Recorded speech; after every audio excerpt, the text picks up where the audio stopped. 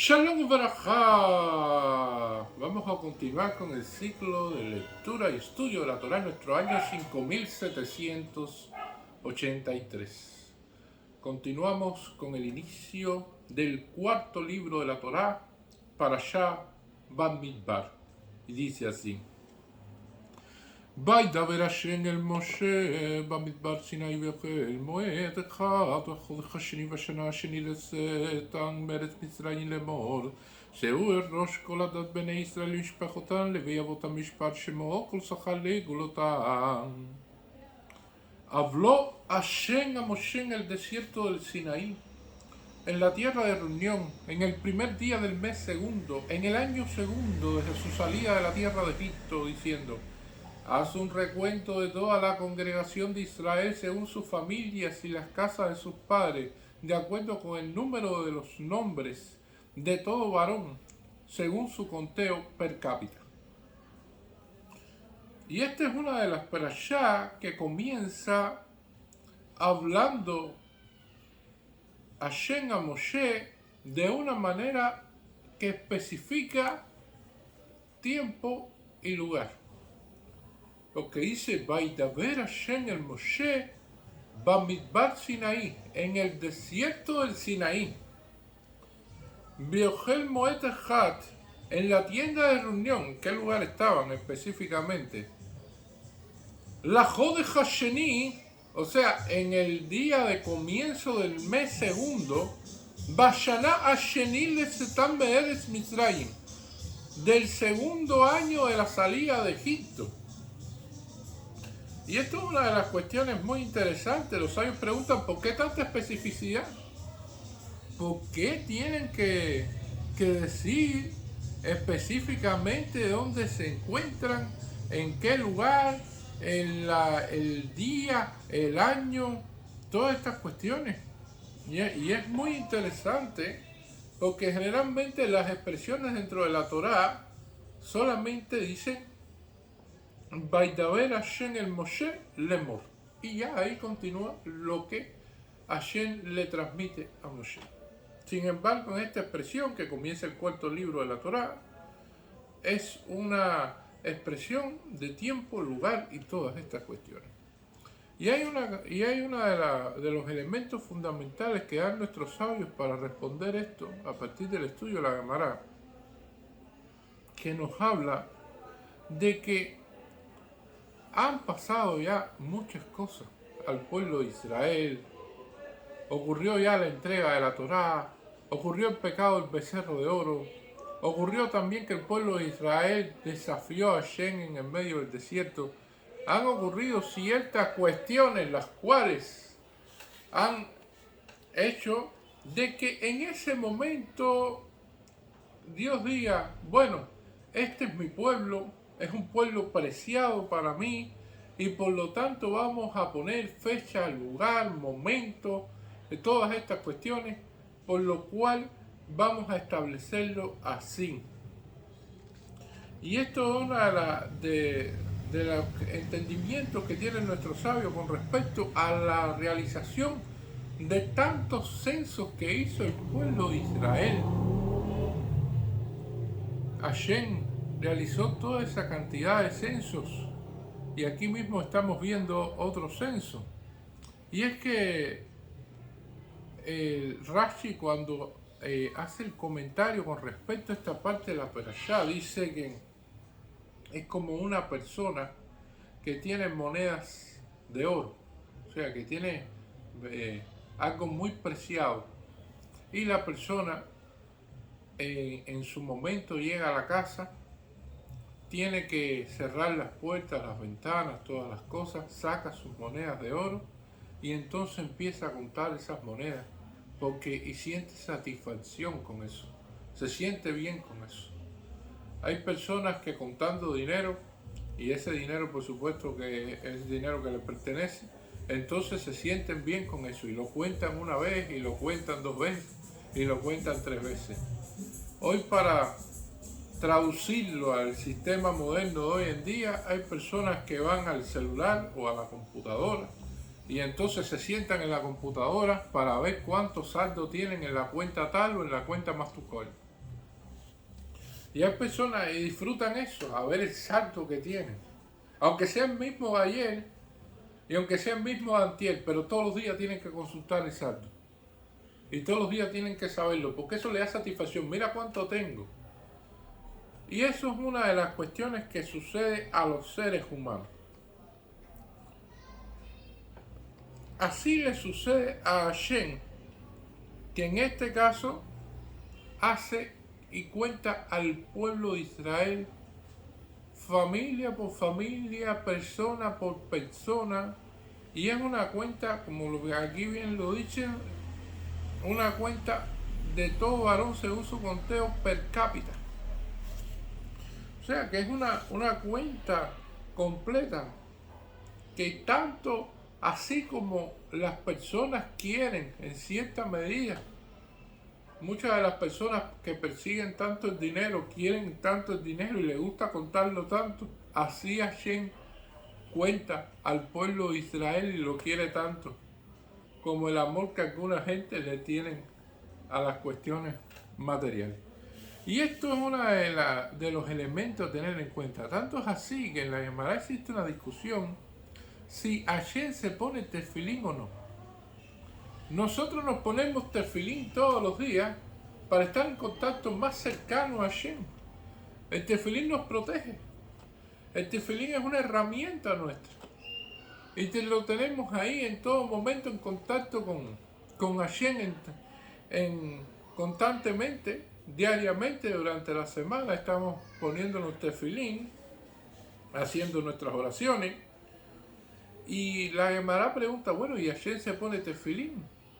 Algunos dicen, no se sabe, pero en el Tratado de Berajot plantea de que Hashem se pone los tefilín para recordar al pueblo de Israel, para acercarse al pueblo de Israel. Es una de las cuestiones fundamentales que estamos viendo aquí. Es un pueblo que es preciado para Dios. Y es un pueblo en el cual, ahora que se viene acercando la festividad de Shavuot, muchas veces no siente el acercamiento que tenía como lo existía en la antigüedad. En la festividad de Shavuot, una de las costumbres que tenemos es leer la Megilá de Ruth. Ruth plantea, que Ruth la Moabita, que plantea que se casó con una persona llamada Machlon y que esa persona falleció. Y después Ruth tenía dos caminos a escoger. Ruth descendía, o sea, ascendía de una familia poderosa de reyes de Moab y tenía derecho, si iba a casa de sus padres, a tener una vida de riquezas y de lujos, donde no le iba a faltar nada. Y tenía otro camino, que era el camino de Naomi, de su suegra, de ir hacia su suegra y decir, bueno, tu Dios es mi Dios y tu pueblo será mi pueblo, y seguir ese camino, que era el camino de la pobreza, porque precisamente cuando escoge ese camino tenían que pedir limosna, no para comer una comida lujosa, sino para poder comprar pan. Y entonces Ruth, ante esta disyuntiva, escoge el camino de irse con Naomi, con su suegra, y escoger al pueblo de Israel. Entonces la pregunta que hacen los sabios con respecto a eso, dicen, bueno, ¿y cómo es posible eso? Y la cuestión es de que estas personas en la antigüedad podían percibir la Shejinah, podían percibir la mano de Hashem en las cosas, de una manera que los seres humanos hoy no pueden percibir. Y por lo tanto preferían ser personas que no tuvieran un desempeño material, pero que sí querían esa cercanía con Hashem. Cuando nosotros vemos las cuestiones que pasó con Agar, princesa en Egipto y sirvienta en casa de Abraham Avinu, vemos de que un faraón, máxima personalidad dentro de Egipto, dijo de que era preferible de que su hija fuera sirvienta en casa de Abraham Avinu a que fuera princesa en Egipto. Porque precisamente cuando vio toda la mano de Dios en estas cuestiones que sucedieron con Sara cuando estuvo ahí con Abraham, y todo lo que Dios protegió a Abraham y a Sara, y todas estas cuestiones que establecieron y el vínculo que tenía con Hashem, entonces el faraón dijo, no, mi hija tiene que pertenecer allí, aunque sea de sirvienta. Y esto es uno de los elementos fundamentales a tener en cuenta, que no se cambia el dinero en ese momento por la cuestión de la Shejinah. La Shejinah tiene una cuestión fundamental en la vida, la presencia divina, donde están los sabios de Israel, donde están las cuestiones, en el lugar donde se puede aprender Torah, en el lugar donde se pueden realizar las mitzvot. Eso no se cambia, y es una de las cuestiones fundamentales que tiene la enseñanza tanto de Ruth la Moabita como lo que sucedió con Agar, de que muchas veces Shalom Barminan vemos personas que dejan de cumplir mitzvot precisamente porque llegan a un lugar donde no pueden cumplirla, pero en ese lugar van a recibir una parnasá mejor. Y eso sucede en el mundo actual. Pero si esas personas percibieran la presencia divina, la Shejinah, como la percibieron Ruth y como lo vio el faraón y Agar, entonces pensarían y actuarían de otra manera. Y esto es una de las cuestiones fundamentales que es lo que estamos viendo ahí. Eso es lo que falta hoy en día. Nosotros rezamos tanto en Shaharí, tanto en Minjá, como en Marif. Tenemos Hamidá y pedimos la reconstrucción del Beit Hamikdash. Y pedimos regresar a la tierra de Israel. Y pedimos que venga el Moshiach. Y entonces en algunos lugares del mundo puede haber que hayan Yehudí que vivan muy bien, que estén resueltos, que tengan los problemas resueltos, de que tengan propiedades y que tengan un gran desempeño material. Y entonces se preguntarán, bueno, ¿y ahora por qué nosotros vamos a estar pidiendo que venga el Moshiach? ¿Y por qué vamos a estar pidiendo la reconstrucción del templo de Jerusalén? ¿Cómo vamos a hacer con todo lo que tenemos aquí? Aquí no hemos convertido en grandes personalidades, tenemos de todo. Y entonces lo que les falta a esas personas es esto, la conexión con la Shejinah, para que vean que todo lo material no se compara jamás con la presencia divina, con ese templo de Jerusalén, donde descendía un fuego y quemaba los sacrificios en el Mizbeach, donde se realizaban todos esos sacrificios y los Kohanim llegaban allí y los Levín cantaban y todas esas cuestiones que ocurrían ahí, que se sentía la presencia divina en todo, hasta en los propios castigos, la zarat que salía a las personas cuando hablaban la Shon Hará. O sea, esa cuestión de que Dios estaba pendiente de cada cosa de una manera tan directa. Y eso es lo que falta hoy en día. Y una de las cuestiones fundamentales. Nosotros lo vemos. Y una de las maneras de acercarse es precisamente en la festividad de Shavuot, cuando llega la entrega de la Torá, cuando ocurre este proceso tan importante para el pueblo de Israel. Y estamos viendo aquí este censo, que también llama muchísimo la atención, porque dice el censo: haz un recuento de toda la congregación de Israel según su familia y la casa de sus padres, de acuerdo con el número de los nombres. La casa de sus padres. O sea, que era por la cuestión del padre. Y entonces los sabios dicen, pero ¿cómo es posible eso? Si nuestra sociedad es matriarcal. O sea, si nosotros tenemos una madre que es judía y un padre que no es judío, el niño que sale de esa unión, entonces ese niño es judío. Pero si la madre es goy, no es judía, y el padre es judío, el niño entonces no es judío. está claramente definido dentro de la halajá que si la madre es judía, el niño es judío, y si la madre no es judía, el niño no es judío. Eso está definido clarísimo. Entonces, ¿cómo aquí la definición va a ser por el padre? Si la halajá dice otra cosa. Y esa es una pregunta en que entra un malloc en la Gemara con respecto a eso. Y la Gemara plantea adicionalmente en la cuestión de que hay una madre que es de ascendencia de Coaní, una madre que es Cohen, y hay un padre que es Leví. ¿Qué es el hijo? ¿Cohen o Leví? Y entonces se plantea la halajá, es Leví. Pero si hay una madre que es Leví y un padre que es Cohen, ¿qué es el hijo? ¿Leví o Cohen? Dice, como el padre es Cohen, el hijo es Cohen. Entonces, teniendo en cuenta eso, cuando se especifican todas estas cuestiones, se dicen, entonces no entendemos. Y la Gemara plantea. La cuestión es de que la madre da una cuestión básica. La madre amamanta, tiene al hijo en su vientre durante todos esos meses de embarazo y después da a ese hijo la condición de Yehudí. Es una cuestión básica.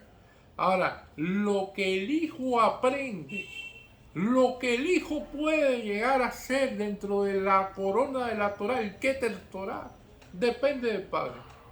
Es el padre quien tiene la responsabilidad de encaminarlo, es el padre que tiene la responsabilidad de realizar todas estas cuestiones de la educación para que el hijo llegue a tener el Keter Torah, o sea, la corona de la Torah, que es superior a todas las coronas. Y esto es una de las cuestiones fundamentales de la educación de los hijos, donde el padre tiene un rol fundamental. De ahí que si el padre es Leví, entonces el hijo será Leví, y si el padre es Cohen, entonces el hijo será Cohen. En el caso de lo básico, todo depende si es de madre judía o no. Pero ya en el caso del nivel superior, es a partir del padre lo que es.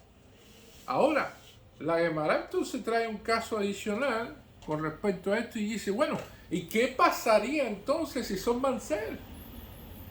Madre Manser, padre normal Yehudí. Entonces el hijo es Manser. Padre Manser, madre normal Yehudí. El hijo es Manser. Tanto si el padre o la madre, uno de los dos, es Manser, el hijo finalmente es Manser. Y entonces, Shalom Barminan, ¿por qué? Porque esto la Gemara lo plantea como un tercer nivel, un nivel más allá de impureza. Manser significa una persona, Shalom Barminan, que se considera bastardo dentro del judaísmo, nacido fuera de una relación correcta. Y entonces eso trae un problema para las cuestiones que estamos viendo aquí, porque entonces ahí hay un tercer nivel de decadencia como tal de esa familia y se transmite la cuestión esta de ser Manser. Y esto es fundamental dentro de lo que estamos viendo aquí para entender por qué hace un recuento de toda la congregación de Israel según las familias y las cabezas y las casas de sus padres, de acuerdo con el número de los nombres. Y como lo expresa aquí, Seut el Rosh, Koladat Bene Israel y Mishpachotan, también puede decir que levantar a la cabeza del pueblo de Israel. Y es una de las cuestiones también que preguntan los sabios, ¿por qué este conteo de levantar las cabezas? ¿Por qué se habla de esto también aquí? Y la cuestión es de que el pueblo de Israel ha pecado, ha sufrido, ha tenido situaciones y por lo tanto hay que levantar el espíritu como tal del pueblo, esa cuestión de que tengan el autoestima, se pudiera decir, a una manera superior. Y esto hay que hacerlo de una manera realmente muy sutil. De acuerdo a que nos enseñan nuestros sabios, la manera de cómo se puede regañar a un niño cuando no se porta de una manera incorrecta, es precisamente a partir de las cuestiones en las cuales se dice de manera sin herir susceptibilidades.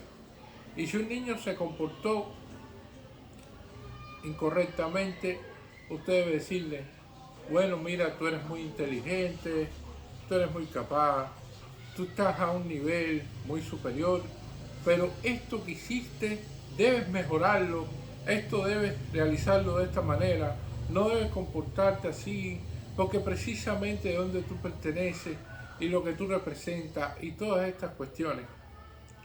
Y entonces esto nos da una medida de la forma en que hay que tratar a un niño y con mucha paciencia explicarle todas las cosas buenas que tiene y cómo podría llegar a ser mejor, especificándole en lo que se equivocó y cómo podría corregirlo para ser mejor de una manera correcta.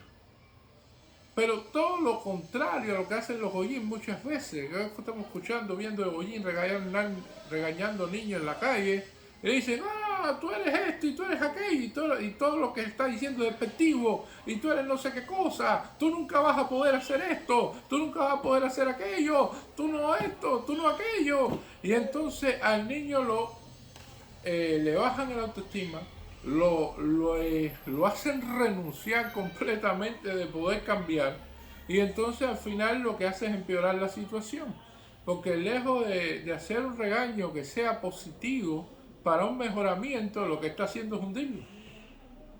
Por eso cuando se regaña a las personas, hay que tratar también de levantarle la cabeza con respecto a lo que están haciendo, pero decirle, bueno, pero mira, tú has hecho todas estas cosas bien, pero esta cosa todavía lo puedes hacer mejor.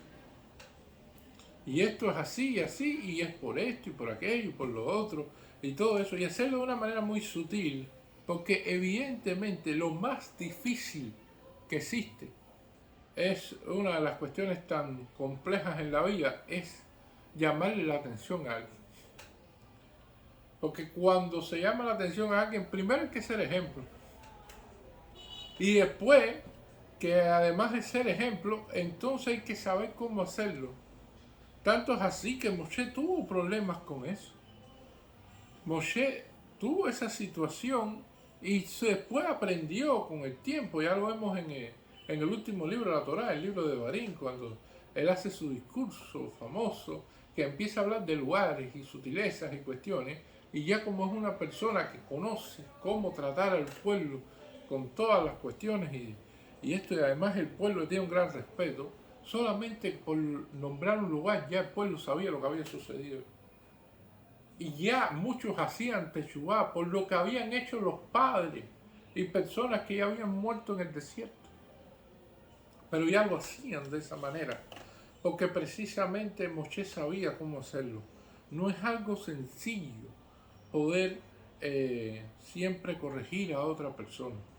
Es un problema bastante complejo, pero aquí lo explican de la manera de ese recuento, de ese censo, que es una cuestión del amor que tiene Hashem por el pueblo de Israel y por los problemas que han sucedido, de que el pueblo está allí y de que el pueblo es amado y de que el pueblo, en definitiva, con todas las cuestiones, sigue siendo el pueblo elegido de Hashem. Muchas gracias.